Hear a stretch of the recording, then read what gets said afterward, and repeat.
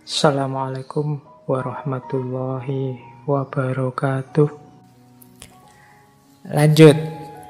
Nah, sekarang kita mulai masuk ke teorinya Kolbeck. Tahap-tahap perkembangan moral. Kita awali dari dasarnya yang mempengaruhi Kolbeck. Yang banyak disebut orang berpengaruh tentu saja gagasan psikoanalisisnya Freud. Ini tulisannya Freud. Biasanya kalau mahasiswa baru membacanya masih Freud. Tidak apa-apa, masih murni berarti masih asli. Belum terpengaruh barat. Oke. Nah, teman-teman mungkin masih ingat ya, kalau di teorinya Freud, komposisi psikologis kita itu kan isinya 3. Id, ego, dan superego. Jadi hidup kita itu ada 3 komponen. Id itu bawah sadar, ego itu kenyataannya, superego itu ideal-ideal, termasuk ideal moralitas. Nah, kalau id tidak kelihatan, kalau ego itu diri kita yang kelihatan, kalau superego itu dari luar diri yang masuk ke dalam diri. Jadi kalau di teorinya Freud kan id itu biasanya muncul secara tidak sadar demi ketika kita ingin senang atau menghindari rasa sakit. Biasanya orang itu begitu mengejar kesenangan atau menghindari rasa sakit, aslinya kelihatan. Kenapa? Dorongan bawah sadar. Misalnya kalian fobia apalah, ketinggian. Oh, itu kan kalian selalu begitu tahu, wah ini nanti saya kalau ke sana ada ketemu ketinggian, ini saya minggir sajalah. Atau fobia kegelapan, atau fobia. Itu kamu secara instingtif bawah sadarmu nuntun kamu untuk menjauh. Itu id. Kalau ego itu realitas dirimu, kenyataan. Jadi, nah sementara superego itu moralitasmu. Jadi keinginan untuk jadi manusia yang baik, ideal-ideal yang ada dalam hidupmu. Nah, kalau id itu prinsipnya kenikmatan, menghindari rasa sakit. Kalau ego itu prinsipnya kenyataan. Nah, kalau superego itu prinsipnya moralitas, idealitas. Jadi ini yang main dalam diri kita. Superego itu ideal. Kalau ego itu real, asli. Kalau yang id itu kenikmatan, kesenangan, menjauh dari rasa sakit. Nah, moralitas yang superego itu biasanya isinya standar-standar. Ini loh yang baik, ini loh yang seharusnya. Jadi dirimu itu bagian dalam 3 lapis itu. Ada egonya, ada id-nya, ada superegonya. Superego inilah nanti letaknya moralitas. Standar-standar ideal kebaikan yang kamu akui, yang kamu terima. Jadi ini levelnya seperti itu. Nah, superego ini loh nanti yang tadi kamu akui, kamu terima itu berkembang, bertahap, sesuai usiamu, sesuai umurmu. Nanti kita lihat ya teorinya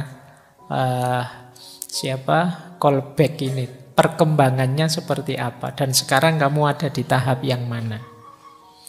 Baik, jadi ini mudahnya dasarnya ini. Berarti nanti kalau pakai Freud ini wilayahnya ada di ranah superego. Ideal-ideal, standar-standar yang jadi rujukan tindakanmu. Kalian melakukan apapun, itu kan selain dorongan diri kan juga standar yang kamu pakai. Jadi hidup ideal menurutmu itu yang kayak gimana? Saya kira ini namanya standar. Oke, jadi dasar pertama ini pikirannya Freud ini. Dasar yang kedua, ini idolanya Kolbeck, yang Piaget. Dulu pernah kita bahas satu sesi full tentang kepribadian. Ini pendahulunya Kolbeck. Teorinya yang Piaget inilah tepatnya nanti yang berpengaruh dalam diri Kolbeck. Meskipun ini agak jauh, sekitar 25-an tahun lah sebelum Kolbeck, teorinya yang Piaget ini. Jadi ini yang disebut teori perkembangan kognisi. Jadi perkembangan pikiran seseorang. Jadi ada fase sensori motorik, ada fase preoperasional, ada fase konkret operasional, ada fase formal operasional. Ini yang ahli pendidikan mestinya ngerti. Dan juga ahli psikologi. Jadi manusia itu dari usia 0 sampai 2 tahun itu era sensorik motorik. Mulai kemampuan motoriknya jalan, kemampuan panca inderanya jalan. Jadi dia mengidentifikasi lingkungan sekelilingnya dengan panca inderanya. Secara motorik, ada yang bilang secara instingtif. Bayi itu kan sampai usia 2 tahun kan mengeksplorasi dunianya lewat panca inderanya saja. Jadi mulai dia melihat, mendengar, membau. Kalau tidak enak dia merasa nangis. Tidak enaknya ya biasanya ya fisikal. Jadi saya tidak tahu apa ada teori yang bilang bahwa bayi itu juga bisa kok Pak sedih, dia bisa juga patah hati, murung misalnya, saya tidak tahu. Tapi di teorinya Piaget ini bayi belum bisa. Bayi itu masih gerak motoriknya yang jalan. Kalau dia nangis itu kemungkinan mungkin dia merasa tidak nyaman, dia merasa tidak enak, dia merasa kesakitan dan lain sebagainya. Ini usia 0 sampai 2 tahun. Nah, dan ya karena pikirannya masih belum optimal, ya dia jujur apa adanya. Kalau iya, ya iya. Kalau senang, ya dia senang. Kalau tidak, ya dia apa adanya. Kalau tidak senang, ya tidak senang. Tidak ada bayi itu kok basa-basi misalnya. Wah, bayinya ketawa terus batinnya bayi, no, aku basa-basi aja. Cuma tidak ada, ya dia kalau ketawa, ya ketawa saja. Jadi ini era sensorik motorik. Naik satu level era ini usia 2-7 tahun praoperasional. Ini mulai punya kesadaran diri. Mulai muncul ego, mulai sadar pembedaan antara aku dan orang lain. Mulai muncul pembelaan pada keinginanku dan kepentinganku. Ya 2-7. Ini makanya kadang-kadang usia-usia ini itu ya cerewet-cerewetnya, ngeyel-ngeyelnya. Karena akalnya baru hidup, baru sadar, wah aku itu ternyata sosok yang berbeda dengan yang lain. Aku punya keinginan. Aku punya tujuan sendiri. Ya tujuan hidup yang sejauh kemampuan dia berpikir. Masih untuk mencari senang. Nah, coraknya egosentris. Jadi mulai bisa ngomong, mulai bisa menerjemahkan realitas dalam kata-kata. Tapi masih egois, level dirinya sendiri saja yang difikirkan. Ini era preoperasional. Makanya kalau ada teman-teman kok sudah besar kok sangat egois, jangan-jangan kamu usia batinmu tidak beranjak dari 2-7 tahun itu. Yang dipikir dirinya sendiri, terus tidak pernah mempertimbangkan orang lain. Nah, yang ketiga ada konkret operasional. Kalau ini sudah mulai bisa berpikir cerdas, berpikir kritis.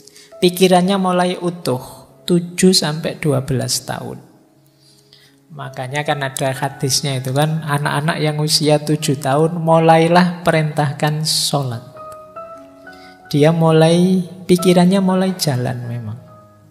mulai bisa diinstruksikan, mulai bisa berpikir logis. Kalau saya begini, begitu. Wah, ini mulai bisa merancang, enaknya saya itu begini, biar saya untung begini. Ini usia 7-12. Usia-usia begini, misalnya kalian suruh apa, biasanya mencari keuntungan konkret jangka pendek. Ayo kamu sholat, nanti tak beliin HP, itu dia senang. Ayo ikut puasa yuk, nanti kalau bisa sampai maghrib, hadiahnya adalah buka puasa. Coba doa ya. Jadi ini anak kecil senang. Jadi pokoknya menghitung-hitung apa keuntungan yang dia peroleh, karena dia berpikirnya sudah logis. Dan sudah mulai mencair egosentrismenya. Dia mulai bisa merasakan kesenangan-kesenangan dalam berbagi dengan teman, dengan sesamanya. Makanya usia-usia ini kan dengan temannya sangat kuat ikatannya. Senang-senangnya bermain, konkret, operasional. Nah, puncaknya orang dewasa itu 12 tahun ke atas. Kalau pakai bahasa agama ini saatnya balik sudah. Kalau yang cowok berarti waktunya khitan, waktunya sunat.